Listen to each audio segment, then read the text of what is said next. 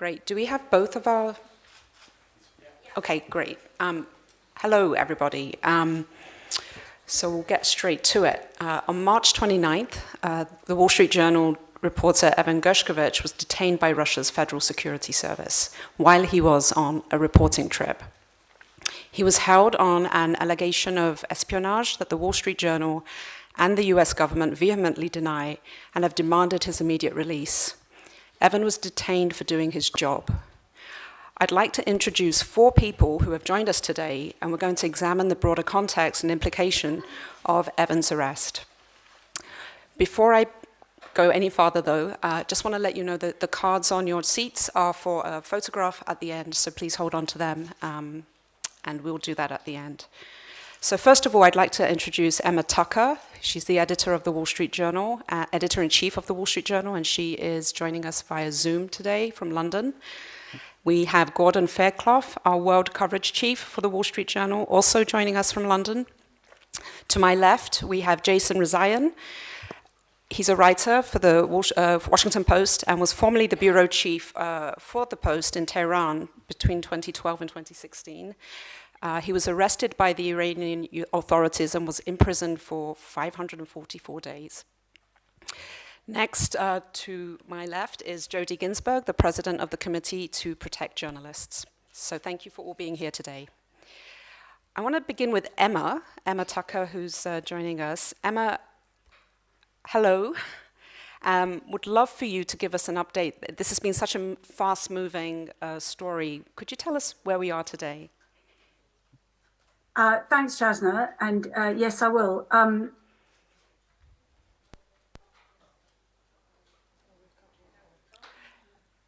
Emma, one sec. It sounds like the audio has... There have been a lot of very emotional moments over the past month. Emma, sorry to interrupt you. The audio paused for a bit. Could you go back to the top of what you were saying? Sorry about that. All right. So sorry, I just wanted to introduce what I was going to say by saying how much I wanted to thank Jody and the CPJ. I was just saying that there, as everyone I'm sure can imagine, there have been a lot of very emotional moments along the way since Evan was arrested. And I have to say one of the most emotional moments for me was when Jody sent back the letter to me that she had organized on behalf of the CPJ, and seeing the number of signatories from around the world, from Europe, South America, Asia, Africa, the US, was a genuinely emotional moment for me, because I realized, A, we weren't on our own, and B, the extent of the outrage over what had happened was keenly felt about the independent press. And for me, that was a really important moment. And I think, you know, the outcry is, there are 2 reasons. One is there's the individual, there's Evan. He is an accredited journalist. He was doing his job. He's doing something that reporters all over the world seek to do safely. And he was arrested one thing. Then I think the second level of outrage was because people don't like fear that we have crossed a line here, that, you know, the last time Russia arrested a journalist for espionage, or any journalist for that matter, was in 1986. And I think it's really important that we stand up for the right of journalists to do their job safely. And we don't want this to be some kind of new norm where autocratic regimes think it's okay to go after journalists who are accredited and doing their jobs. So that's my thank you to the CPJ and to all of you who've been involved with the campaign so far. On the question of where we are now, so Evan was, his detention was upheld last week in a court hearing that was attended by lawyers that we've appointed, and by the Lynn Tracy. Bail wasn't granted, and he will now stay in prison until a pre-trial detention.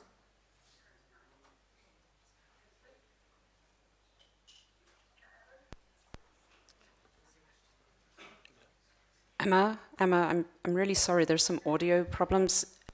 Emma, I'm really sorry. We're just pausing because you're cutting out a little bit. Sorry. Would you like me to repeat anything or? Yes, please. Okay, I'll go back to where we are with Evan. Yes.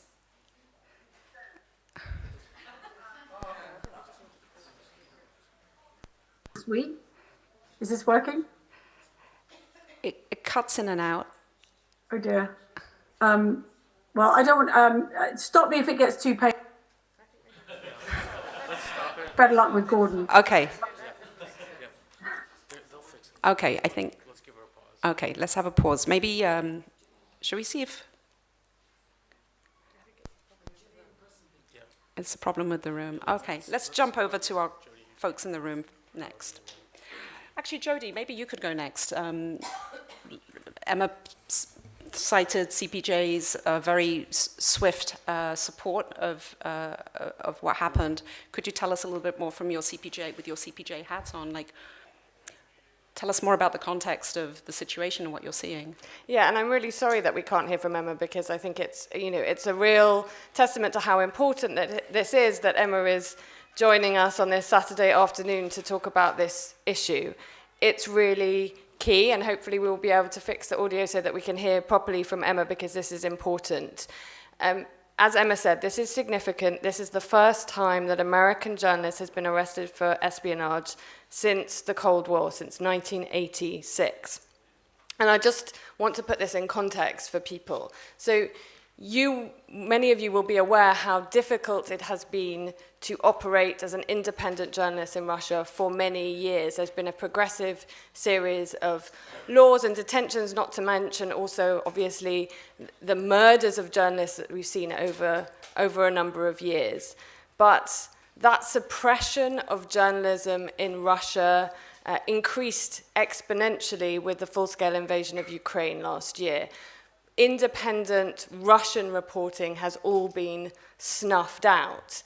But foreign journalists, international journalists, have to some extent been able to report, and that's been really key. It's really key that they are there to witness what is happening within Russia, but also what is being said within Russia about the war. You may know that it is now a criminal offense to even talk about the war as a war, and so it's important for us and the international community to know what ordinary Russians are thinking, what's being done in Russia, so that we are aware of that. People like Evan played a really crucial role. He is a journalist doing vital work for all of us as a journalist, and he has been detained. He's now in pre-trial detention. Last week, as Emma said, he had a pre-trial hearing in which bail was denied. The Wall Street Journal, I believe, offered more than $600,000 in bail. They offered for him to be in house arrest, and he's in pre-trial detention in a former KGB prison. Imagine that. Here we are on a beautiful day. Sorry, I feel very emotional about this. We're here on a beautiful day in a beautiful venue in Italy, and Evan, who is a 31-year-old journalist who, by all accounts, much loved, hardworking, enthusiastic, passionate about Russia and Russian people, he is of Russian heritage, is in a jail cell. And I know Jason will talk about just what that feels like, but I think it's important for us to imagine this. He's a person with family, and his detention is a blow not just to Evan, to his family, to colleagues at the Wall Street Journal, but I think we should be under no doubt about what a blow that is to journalism and our ability and right to know, not just within Russia, but globally as well. And I can talk about the potential for that to have a huge ripple effect beyond Russia, but I think that speaks to the point that Emma was making about why so many editors globally were very keen to sign a letter in support of the Wall Street Journal. Newspapers aren't always that collaborative. I think you'd probably agree, Emma. They don't always work together, but people from everywhere were keen and emailing us. They'd heard about it. They wanted to support because they realize how important this is for journalism and journalists everywhere. Thanks, Jodie. I was curious from can we go back to the Zoom yet? Are we good? Okay, great. Emma, I'm told that we're ready. Fingers crossed. So perhaps you could go back to giving us some highlights of some of the key moments of what you've been managing, what you've been dealing with this event. Well, as I say, the key thing for us has been obviously Evan. He's at the centre of it, and then secondly his family. So very early on, my colleague, not me, had to make a phone call. No editor ever wants to make to the family to let them know that Evan had been arrested. Now, the family are wonderful. I've been to visit them in Philadelphia. There was a sort of awful stoicism, in a way, to the news for them. They escaped. The mother and father were Russian Jews who left the Soviet Union in the 1970s. And if you think about the history of Jews in the Soviet Union, you could say that baked into their DNA was a history of Stalin, pogroms, the Second World War. There was a sort of almost fatalistic grief about them, that the son, who was born in America, grew up in America, an all-American boy, had been taken back by the country they escaped from. They are very stoical. They're wonderful people. He's got an older sister she hates speaking publicly, but she's really put herself out there because, like all of us, she feels very strongly that her brother has been wrongfully detained. They are remarkable people. And the other thing I would say that's really come across to me is the extent to which Evan is buying their own, he's the one in prison, but he's the one writing the cheerful letters, making jokes about his mother's food, comparing it to the prison food. And he's doing it to, I think, in a sense, to protect them. He's a remarkable man. I only met him once. Gordon knows him a lot better than I do. But I think another thing that I would like to say about him is something that Jodie alluded to. This is a journalist who really loves Russia. He loves his heritage. He went out of his way to find out about his heritage from his parents. From an early age, he was curious. He spoke the language at home. And when he gave up a very nice job at the New York Times in order to go and report from Moscow, because that's what he decided he most wanted to do. And one of the reasons why he was such a good journalist was because he was so curious about the country, his country, you could argue. So he traveled all over the place, he spoke to people, he made friends with people, and he took it upon himself to really explain the Russia that most of us don't see to a wider audience. So there's great irony now in him ending up in a prison cell. His sister said, again, they're putting a very brave face on it. She said, I know Evan will be making friends, and I don't doubt that he is. Thank you, Emma. Something that's been amazing being here at this conference with all of these journalists from all over the world is the outpouring for Evan, and everybody wants to know how they can help. How can they help, Emma? Well, I'd say the best thing, there's two ways that people here can help. Number one, there's the obvious. Go to our website, look and see what all the assets we've got there. We've got a very good information page that's telling people how they can help practically on social media. I think that the key thing is to keep Evan front of mind. We need people to remember that an innocent journalist is in jail, and so really keep the story alive. The other thing I would say, and I've said this to people back in the office, really sort of double down on what we do, which is fair, balanced reporting, eyewitness accounts from around the world. Stick up for the free press by doing your job, doing it, putting our best foot forward, showing the world what independent journalism looks like, because that's what Evan was doing when he got arrested.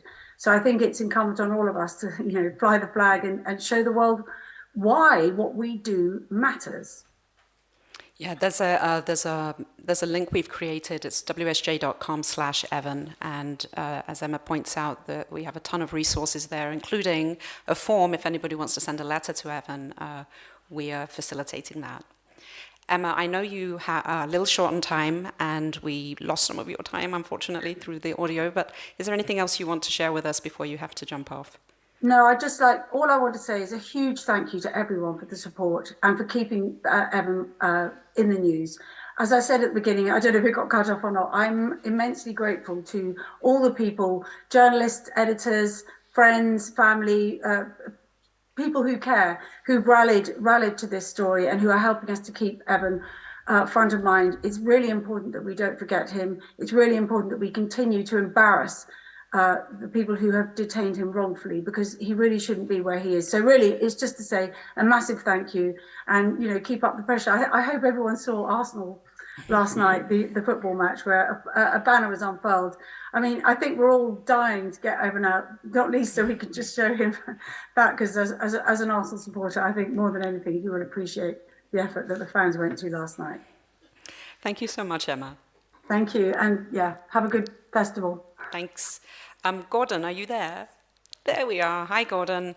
Hi. Gordon, I have a question for you. So the State Department pronounced Evan as wrongfully detained. It's an official designation. Could you tell us a bit more about what that means? Yes. First, though, I also, like Emma, would like to extend thanks on behalf of the entire Wall Street Journal newsroom to Jason and Jody. Your involvement has been so incredibly helpful for us and for everyone who's turned out today. We really appreciate it, and it's a reminder of the broader journalistic family that we're part of. The wrongful detention designation moves Evan's case to a different part of the government bureaucracy, really, but it's now the Special Envoy for Hostage Affairs is now authorized to negotiate in an effort to secure Evan's release. That's the big change. What has the impact been on Wall Street Journal coverage now? Our reporting from Russia and the area. Well, I'd be lying to say it wasn't a blow, obviously, what happened, and we are getting our feet back under us now. We are determined to continue our coverage of Russia. It's obviously an incredibly important story for us, for the world. Unfortunately, Russia has become one of those places that the reporting, by us anyway, is going to have to be done from outside, looking in. That presents a lot of challenges for folks who work covering North Korea know. Most of us, similarly, are now also constrained in our coverage of China. As you know, Shazna, most of our correspondents were expelled from China 2 years ago. So we have a much smaller on-the-ground footprint. We've built up a bureau around the world with reporters based in New York and Singapore and elsewhere covering China. And we will endeavor to do the same on Russia. The story is just too important to ignore. So Evan joined the Wall Street Journal in January, I think, January 2022. So he was fairly new to the organization. Could you tell us a bit about Evan as the editor as Evan's boss? Tell us what it was like to work with Evan from your editor perspective. Yeah, well, it was fantastic. I mean, he's he's the kind of reporter I think that we all hope to be, and part of that was his incredible range.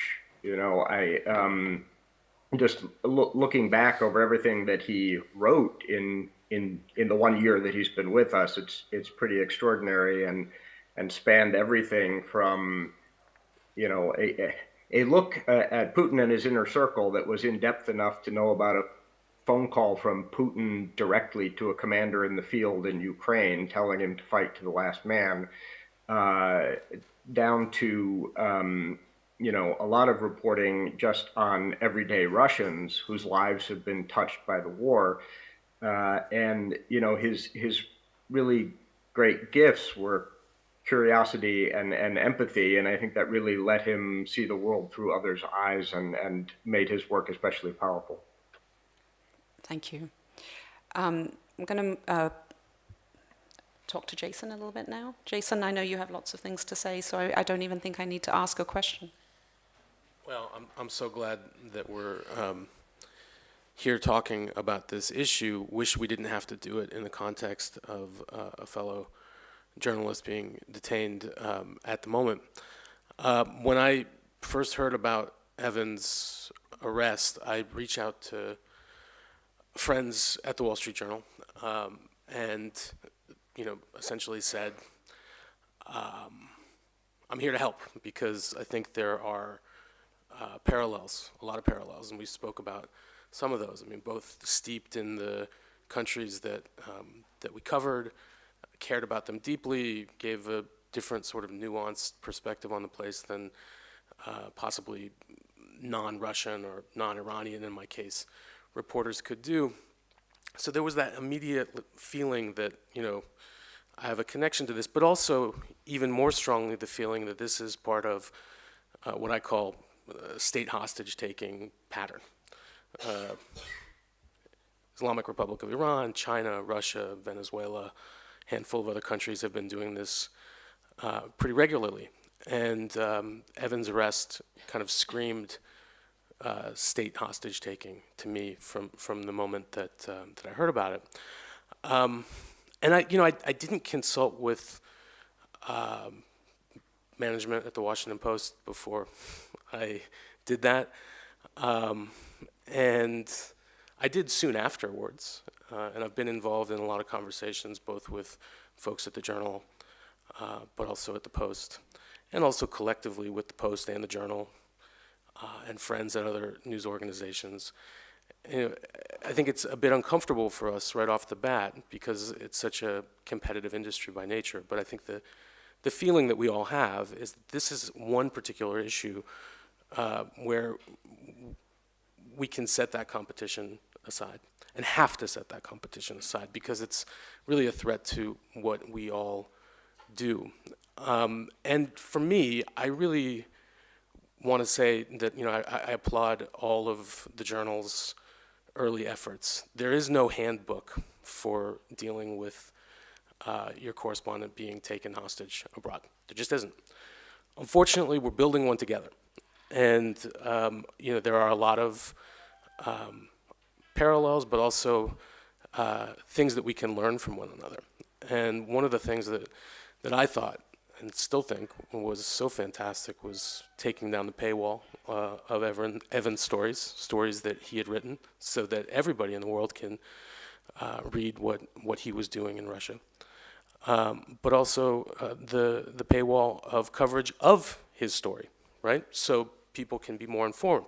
And really, the important reason to do that is that in newsrooms, we don't have a language to talk about these issues, right? When one of our own is taken, or even if it's not a journalist, it's an American citizen, our initial impulse is to lead with what we know. And in a case like Evan's, what we know off the bat is that he has been arrested by Russian authorities and accused of a crime, or so they say, right? And I've been going back and forth with editors and other journalists on this for years now, and I feel like we're finally starting to get to some understanding about this.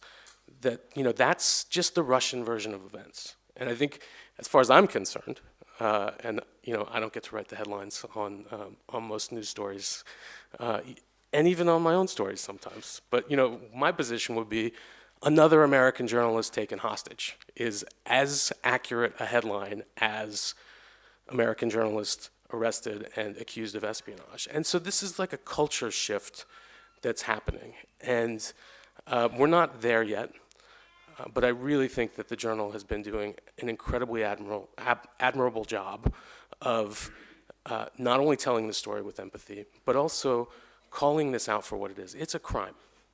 It's an act of, I'm not a lawyer. I'm looking around, seeing legal friends in the room, but I think they would agree with me that this is a crime that under international law, if prosecuted, would be considered an act of state terrorism. Hostage-taking is terrorism. Russia is a state. We can't make that pronouncement today because it hasn't gone to trial in that way. But it's just as accurate as saying American journalist accused of espionage. And so I think it's going to take time, but unfortunately we have time. And as much as I'd like to say that the designation of Evan's detention as wrongful will speed up the process, it probably will speed it up somewhat, but this isn't going to end tomorrow or next week or probably even next month. And as news organizations, as colleagues, as family members, I've had the opportunity to speak with Evan's mom a couple of times. That stoicism that Emma talked about is very real. But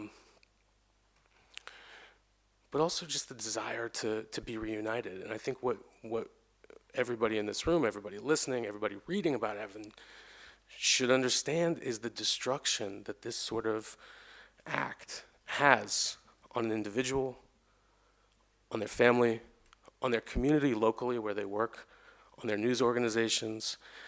The ripple effects go on and on. And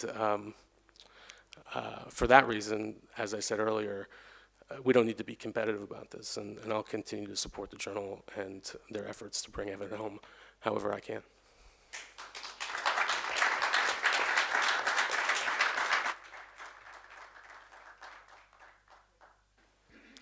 So I just wanted to echo and reinforce something that Jason just said. Like, this is from the authoritarian playbook. I think Helena Kennedy alluded to this yesterday. This is from the authoritarian playbook, which is to say those people engaged in entirely legitimate activities, such as journalism, are accused of crimes. They are smeared with the accusation of spy, terrorist. Increasingly, states are using other forms of accusation in order to create this idea that journalist equals criminal. We see it in Hong Kong with Jimmy Lai. We see it in Guatemala with Jose Ruben Zamora. This is classic authoritarian behavior, and we have not to fall into the trap of parroting their lines, which is exactly what Jason is referring to. By parroting their lines, journalist equals spy, we are doing their work for them, and we have to not do their work for them. We have to push back against that. So we have to keep talking about Evan.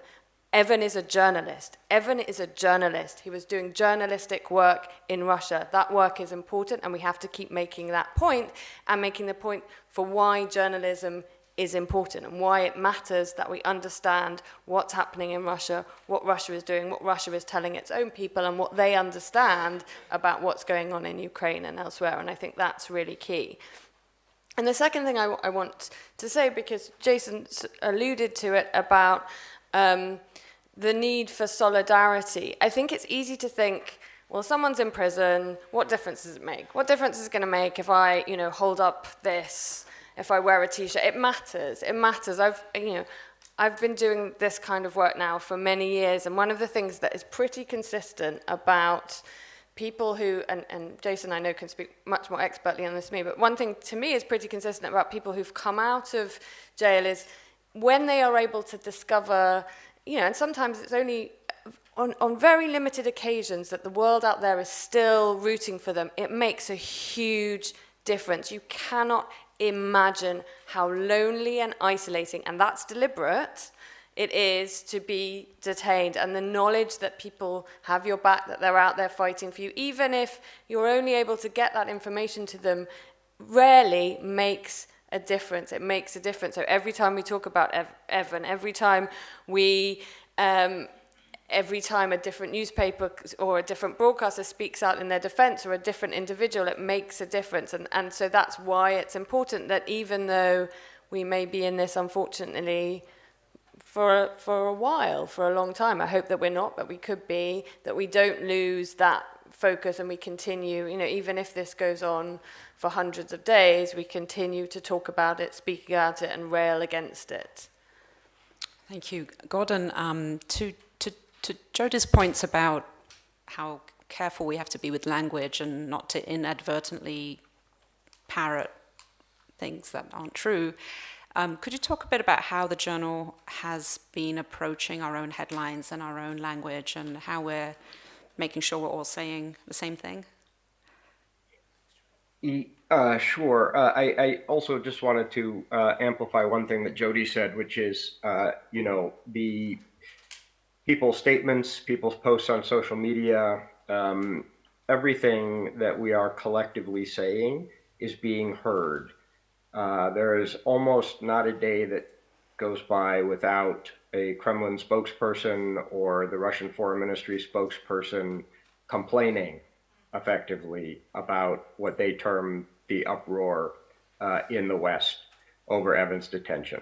So don't think for a minute that your tweets and your statements and what you're saying is not being heard. It is, and I have to believe that, while they want to dismiss it, clearly it's registering with the people that are holding Evan, and that's a great thing. In terms of coverage, I think Jason really had it exactly right. I think that we in the media are not used to covering ourselves. We tend to seek refuge in kind of verifiable facts, but it certainly is true that Evan's arrest is a matter of geopolitics. He was taken because Russia wants something from the United States, not because they want something from the Wall Street Journal or anything that the Wall Street Journal or journalists were doing. And I think we do need to make sure that that is clear throughout our coverage, and we've tried to write fairly and accurately. We've got, we've set up some ethical walls between folks who are campaigning to get Evan out and the reporters who are covering the story.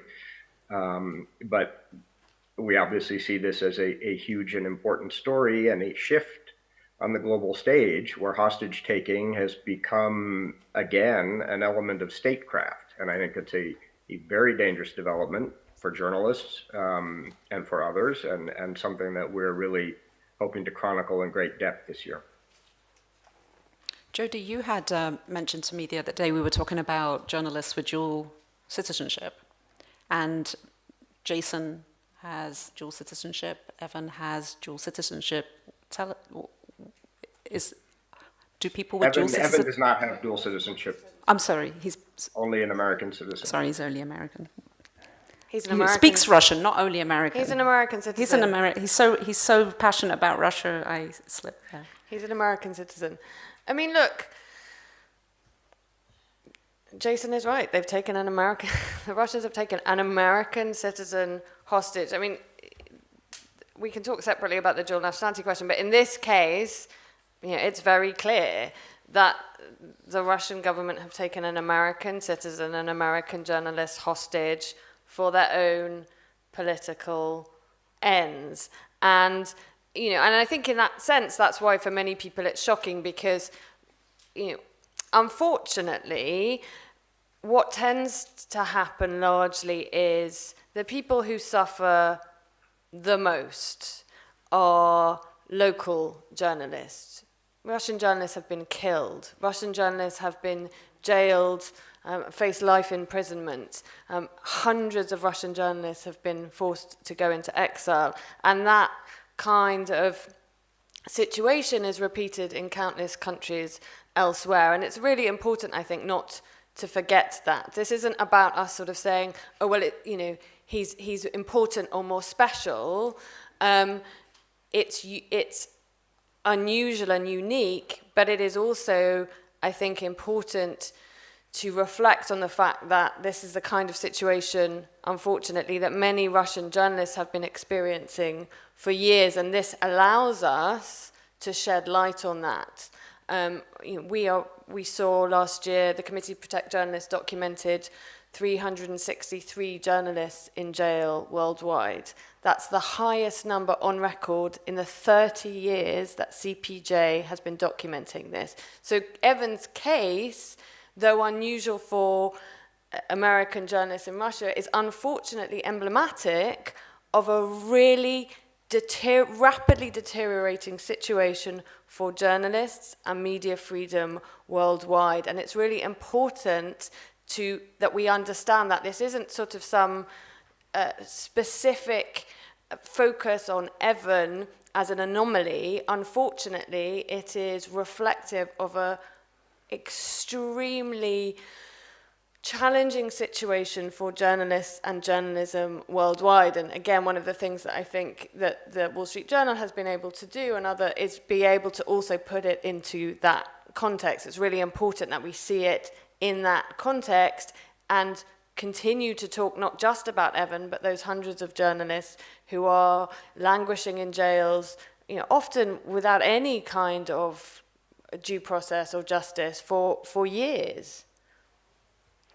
That was certainly something that Evan was himself very concerned about, and he, I'm going to mess up quoting him last summer, but was tweeting about how, you know, increasingly covering Russia is writing about your friends being put in jail for years. I just want to make one more point about the, you know, supposed dual national status. You know, the U.S. government does not consider Evan a dual national. He's not dual national. They didn't consider me a dual national, although I hold a second nationality from Iran. U.S. government doesn't recognize dual nationality. Many governments don't recognize dual nationality. It's not a conversation that we should be having in the context of whether a reporter who's arrested anywhere in the world has historical familial roots to a place. That's irrelevant.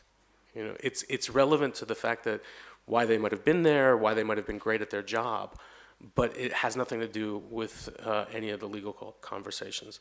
We had a wonderful panel yesterday talking about our friend and colleague Jimmy Lai in Hong Kong, a UK citizen who has not been getting any support from the UK government. Fortunately, Evan, myself, others have received you know, a modicum of support from the US, but it's not enough. And we need to do so much better, especially when it comes to journalists, because we are, you know, sort of at the front line of defending democratic values. And if we can't stand up for our own and use the legal remedies at our disposal to help them, the value of our citizenship becomes ever more diluted on a daily basis. So I think we're nearly out of time, and we want to take a photograph with everyone. I'd love to squeeze in one question. If anyone has a question, there we go. Yeah, sir. Yes, please. Shout it out.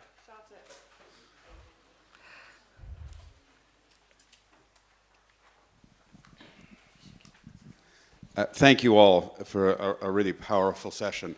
My name is Jeff Kaufman. I was a reporter for ABC News for a long time and covered a lot of conflict. And I think for a lot of us who don't know Evan, this is deeply personal. I, several times, as I think probably a number of people in this room, took conflict hazardous region training, and which was about first aid, but also about kidnap.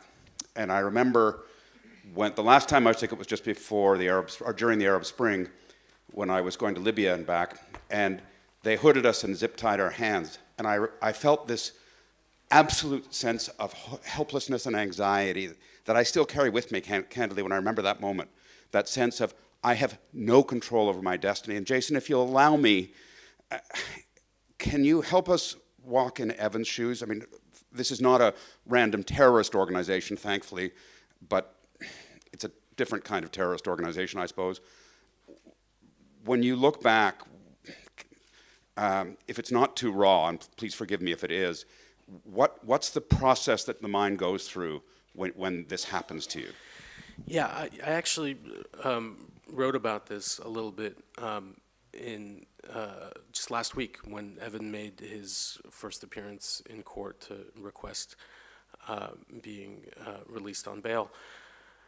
You know, the first instinct is one of confusion. You haven't done anything wrong, right? While you understand the threats and risks associated to being a journalist in one of these countries, your obvious first reaction is, well, this is a mistake, and it's going to get worked out quickly. In my case, my wife and I were at home. We were arrested at gunpoint. Our home was ransacked in front of our eyes. It was unclear what they were looking for. We were put in the back of a van. First, you know, we had to do kind of the walk of shame in front of our neighbors, a common thing that happens in Iran and other places. put in the back of a van with tinted windows, hooded, handcuffed, and then taken off to prison where we were deposited in solitary confinement, separated from each other, no knowledge of each other's whereabouts for the first 35 days. I spent 49 days in solitary confinement. My wife spent 72 days in solitary confinement before she was released conditionally. You go through a different series of emotional lows, right? Once that confusion has passed, once the hope that it will get resolved quickly passes, that's when you kind of are broken down into a scared animal and worry about your survival, right? Very small things begin to matter a lot. And then for me, it became a fear of not that I would be executed, because I've been told so many times for so long that my death was imminent, that when I was released into a larger cell and had an Iranian state television in the cell, and every time an Iranian authority would come on television and talk about the need to execute me, I started to understand that this was a response, like Gordon was talking about, a response to the pressure around my case in the outside world. And so you start to kind of grow a sense of defiance, which was really evident in Evan's face when he was in court a few days ago. And also a kind of, this is so ridiculous that that I'm gonna laugh at it, right? And I think if you can carry that with you, you'll survive. But obviously, it's a very, very tough lot. Thank you for sharing that. Unfortunately, I know for a fact there are a lot of questions in this room, but the microphone has been confiscated. So we would love to take a picture. I think the best thing might be if you come up on stage and we'll go down here and we all show our solidarity. Gordon, thank you for joining. If you have any parting words, we have these signs. I don't know if you can see them, but... I can see them. Alas, I don't have one. I have my pin on, but... That's true. Well, you can stay in the picture if you want to. It's so heartening to see. Thanks, Gordon. Oh, wow. Okay.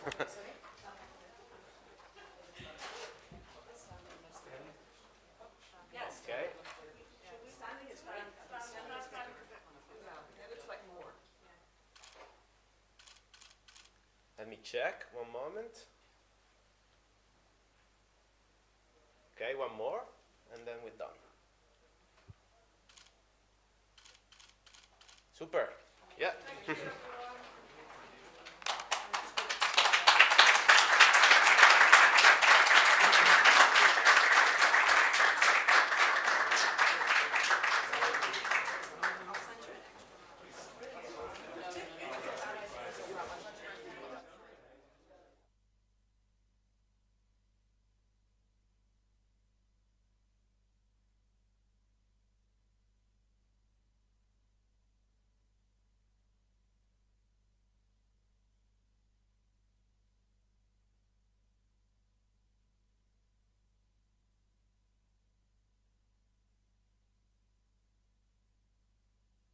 Record.